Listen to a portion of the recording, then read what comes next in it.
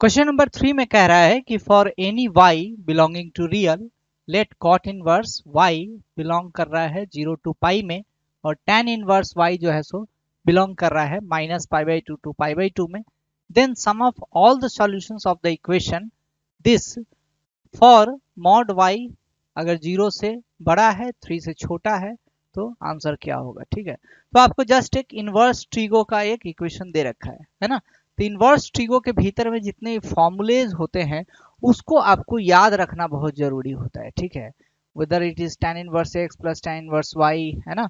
जितने भी फॉर्मूले हैं सारे फॉर्मूले कंडीशंस वाइज आपको मेमोराइज करना है, तभी उसके क्वेश्चंस है सो आपको बनेंगे। जेईई एडवांस में आप 2022 में भी आप देखेंगे एक क्वेश्चन आया है, उससे ही पहले जेईई एडवांस का पेपर देखेंगे तो इनवर्स ट्रीगो का एक न एक क्वेश्चन आपको हमेशा रहता है। और आपसे छूट इसलिए जाता है क्योंकि आपको फॉर्मूला ढंग से आप याद करके नहीं जाते हैं, उसको ढंग से आप वहां पे अप्लाई नहीं कर पाते हैं। ठीक है, तो इसको थोड़ा सा आप ध्यान रखेंगे। तो क्वेश्चन में कह रहा है कि tan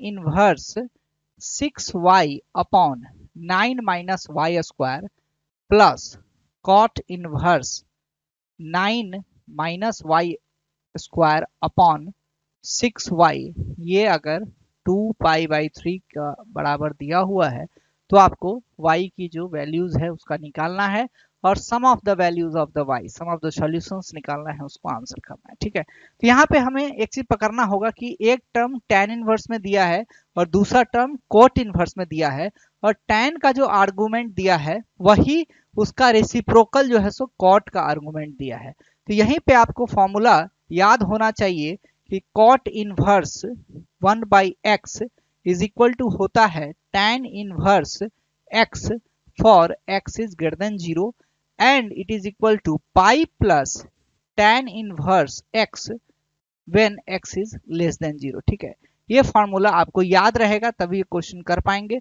अदरवाइज आपको थोड़ी डिफिकल्टी हो सकती है। ठीक है, अब क्या करना है, हमें बस मामला देखना है कि ये कॉट इनवर्स के भीतर में जो मटेरियल दिया हुआ है इसके भीतर जो आर्गुमेंट है वो क्या पॉजिटिव है कि निगेटिव है।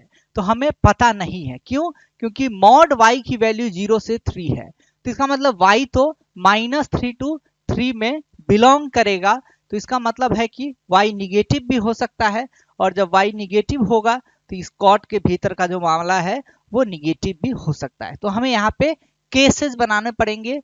दो केस हम लोग यहाँ पर लेकर चलने वाले हैं। पहला केस हम लेंगे, फर्स्ट केस जो हम लोग लेंगे केस 1, जिसमें कि हम लोग 9 minus Y square upon 6y को ग्रेटर देन 0 लेकर चलते हैं। ठीक है, तो जब ये ग्रेटर देन 0 होगा देन व्हाट विल हैपन, कुछ नहीं होगा, ये तो जस्ट वैसा ही लिखा जाएगा tan inverse 6y upon 9 minus Y square plus क्या हो जाएगा कॉट इनवर्स समथिंग दिया हुआ है तो और ये पॉजिटिव है, इसका मतलब इसका रेसिप्रोकल हो जाएगा, मतलब इसको जस्ट उल्टा देना है। तो tan inverse 6y upon 9 minus Y square बराबर 2π/3 हो जाएगा। अब आप ध्यान से देखिए, जो चीज ये लिखा हुआ है एज इट इज चीज यहाँ पे भी आपको मौजूद हो रहा है, सेम चीज यहाँ पे भी मौजूद है। इसका मतलब होगा क्या कि ये 2 गुना हो जाएगा 2π/3 के। इसका मतलब है कि अगर हम एक को हटा दें तो वो π/3 के बराबर हो जाएगा। एक को अगर हम हटा देंगे तो ये पूरा का पूरा मामला किसके बराबर हो जाएगा, ये पूरा का पूरा मामला जो हो जाएगा सो π/3 के बराबर हो जाएगा। अब दोनों तरफ हम tan ले लेंगे तो क्या हो जाएगा 6y upon 9 minus Y square is equal to हो जाएगा हमारा tan π/3। tan π/3 मतलब tan 60 का वैल्यू कितना होता है, √3 होता है। ठीक है, अब इस इक्वेशन को हमें सॉल्व करना है तो थोड़ा ध्यान से इसको सॉल्व कर लेंगे। कुछ भी नहीं है, √3 टाइम्स है 9 minus Y square is equal to है हमारा 6y। ओके, तो यहाँ पे आप ध्यान से देखिए, अगर इसको हम सिंप्लीफाई करें तो 9 minus Y square is equal to क्या हो जाएगा, 6 को लिख दूं 2 टाइम्स √3 इंटू √3, एक √3 से √3 कैंसिल हो जाएगा, मतलब हो जाएगा 2√3y हो गया। ठीक है, थोड़ा सा और इसको सिंप्लीफाई कर लूं, Y square plus 2√3y is equal to हो गया हमारा 9।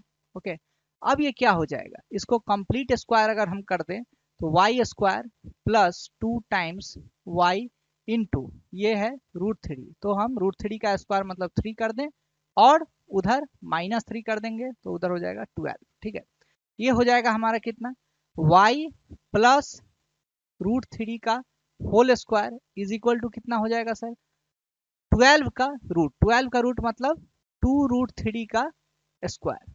ओके, तो यहां से आप y प्लस √3 की वैल्यू आप निकाल सकते हैं। y प्लस √3 की जो वैल्यू हो जाएगी सो प्लस माइनस 2√3 हो जाएगी। ठीक है, तो y की वैल्यू कितनी आ जाएगी, अगर प्लस 2√3 लेते हैं तो आ जाएगी √3 और माइनस 2√3 लेते हैं तो आ जाएगा -3√3।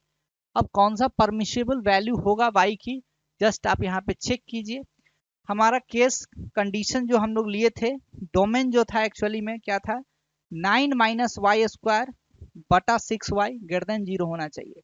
तो √3 अगर डालूं तो ऊपर पॉजिटिव नीचे भी पॉजिटिव, मामला ठीक है, लेकिन निगेटिव वाला डिस्टर्ब करेगा। -3√3 अगर डालता हूं तो रीजन जो दिया हुआ है उसे बाहर चला जाएगा, इसलिए परमिसिबल नहीं होगा। √3 विल बी द आंसर। मतलब पॉजिटिव केस के लिए, पॉजिटिव केस के लिए, केस 1 के लिए हमारा जो आंसर आएगा सो √3 हो जाएगा। ठीक है, तो अब हम लोग सेकेंड वाला जो कंडीशन है उसको चेक करेंगे कि अगर अंदर का जो मटेरियल है वो अगर निगेटिव होता तो क्या होता है।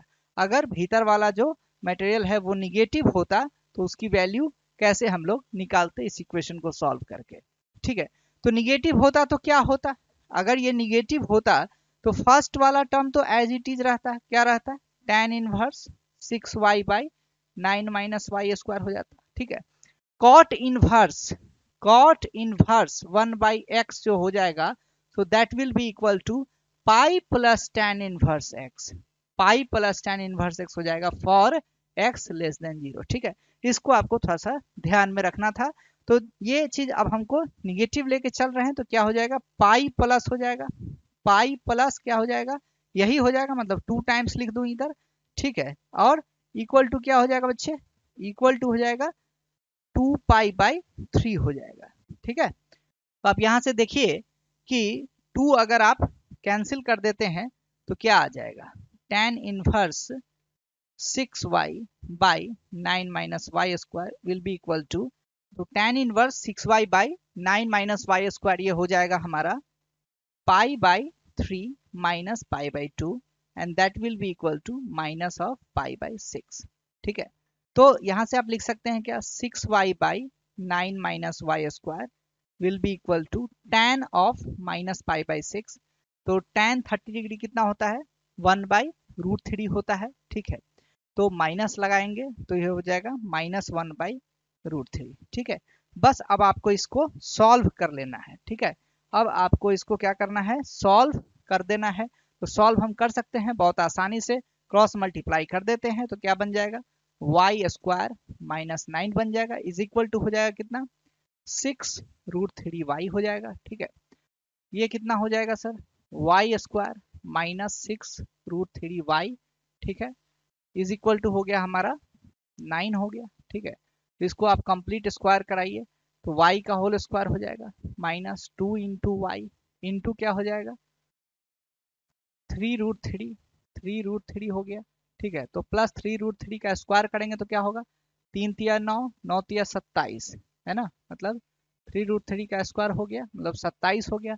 27 आपने जोड़ा है तो 27 आप घटाएंगे भी, और 27 और 9 कितना हो जाएगा, 27 और 9 हो जाएगा 36 है ना, ये होगा उधर राइट हैंड साइड में चला जाएगा। इसका मतलब क्या हो गया, ये y माइनस 3√3 का whole square is equal to हो जाएगा 36। इट मीन्स y की जो वैल्यू आएगी वो कितनी आ जाएगी, तो आप यहाँ से देख सकते हैं इतना बराबर हो जाएगा +-6, मतलब 3√3 +-6 हो जाएगा। ठीक है, तो अब हमें देखना है कि y का जो दो वैल्यू आ रहा है 3√3 +6 और 3√3 -6, इसमें कौन सा परमिसिबल वैल्यू होगा। परमिसिबल वैल्यू हम किसको बोलेंगे भाई, तो परमिसिबल वैल्यू उसके लिए बोलेंगे जब 9 minus Y square upon 6y less than 0 होगा। ठीक है, फर्स्ट केस में आपका ये था और ये केस नंबर 2 में क्या था, ये लेस देन 0 होना था। तो लेस देन 0 कब होगा, अब यहाँ पे y की दो वैल्यूज हैं, y बराबर है आपका 3√3 +6 and y is equal to है 3√3 -6। ठीक है, तो आप ये देखो 3√3 प्लस 6 जो है सो y की वैल्यू क्या इस कंडीशन को सेटिस्फाई करेगा? तो इस कंडीशन को सेटिस्फाई नहीं करेगा, क्योंकि मॉड ऑफ y क्या होना चाहिए? 3 से छोटा होना चाहिए, है ना। तो ये भी वैल्यू जो है सो हम डिस्कार्ड कर देंगे, इस वैल्यू को भी क्या करेंगे बच्चे? डिस्कार्ड करेंगे। और सेकेंड जो वैल्यू आया 3√3 माइनस 6, इसको लेकर चलेंगे और इसकी वैल्यू कितनी आ जाएगी? 3 into 1.732 minus 6 is equal to हो जाएगा 6951 माइनस 6, मतलब ये 0.8 के आसपास कुछ आएगा। ओके, तो अब आप यहाँ पे देख सकते हैं माइनस 0.8 टाइप से, तो मॉड y 0 से 3 होना चाहिए, इसका मॉड लोगे तो 0 से 3 में ही लाई कर रहा है। इसका मतलब जो y की वैल्यू 3√3 माइनस 6 थी, that is the permissible value. तो हमारा दो परमिसिबल वैल्यूज हो गए हैं। कौन कौन से परमिसिबल वैल्यूज हैं? तो आप देख सकते हैं, फर्स्ट केस से आया था √3 आया था परमिसिबल वैल्यू, और सेकेंड केस से जो आ रहा है सो 3√3 माइनस 6 आ रहा है परमिसिबल वैल्यू। तो इन दोनों का अगर मैं सम करूं, सम हो जाएगा कितना? 4√3 minus 6 will be the required answer. तो 4√3 माइनस 6 मतलब सी वाला जो ऑप्शन होगा सो करेक्ट ऑप्शन हो जाएगा। तो इस क्वेश्चन में भी आपने देखा कि क्वेश्चन बहुत आसान था, इसमें कुछ करना नहीं था, जस्ट फॉर्मूला आपको लगाना था cot इनवर्स 1/x का tan इनवर्स x के फॉर्म में जो फॉर्मूला होता है। तो ऐसे 7-8 फॉर्मूले आपको इनवर्स ट्रिगो के भीतर है, उसको ध्यान में रखना है, और क्वेश्चंस को बनाते समय सारे फॉर्मूले आपको माइंड में होने चाहिए, तभी जेईई एडवांस के क्वेश्चन आप वहां पे सोच पाएंगे और फिर एनालिसिस करके आंसर तक पहुंच पाएंगे। ठीक है।